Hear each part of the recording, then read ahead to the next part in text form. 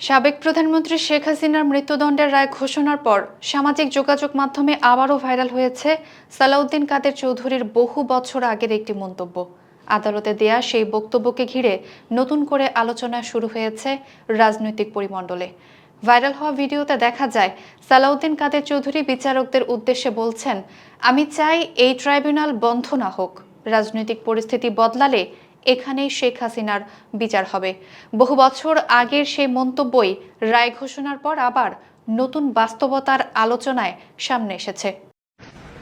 আমার সুনির্দিষ্ট প্রস্তাব হচ্ছে এই ট্রাইব্যুনাল যেন স্থায়ী থাকে, এটা যেন এই কয়েকটা অপরাধ বিচার করে যেন শেষ না হয়।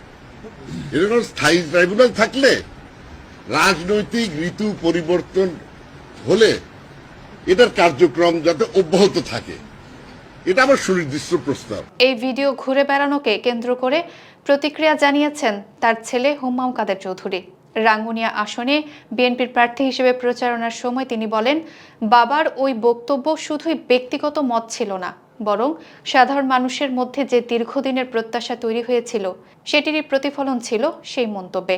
হুম্মাম আরও বলেন, দেশের মানুষ অভিযোগগুলো সম্পর্কে জানত, অনেকেই মনে করতেন ন্যায় বিচার একসময় না একসময় হবেই।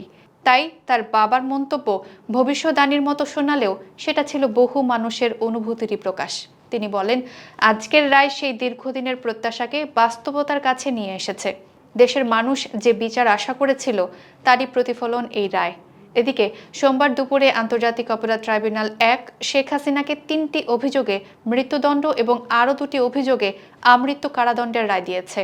একই মামলায় সাবেক স্বরাষ্ট্রমন্ত্রী আসাদুজ্জামান খান কামালকে মৃত্যুদণ্ড এবং মামলার সাক্ষী সাবেক আইজিপি চৌধুরী আব্দুল্লাহ আল মামুনকে 5 বছর কারাদণ্ড দেয়া হয়েছে। রাজনৈতিক অঙ্গন সহ সাধারণ মানুষের মধ্যেও এ রায় ও ভাইরাল ভিডিও নিয়ে চলছে আলোচনা, তুলনা ও প্রতিক্রিয়া।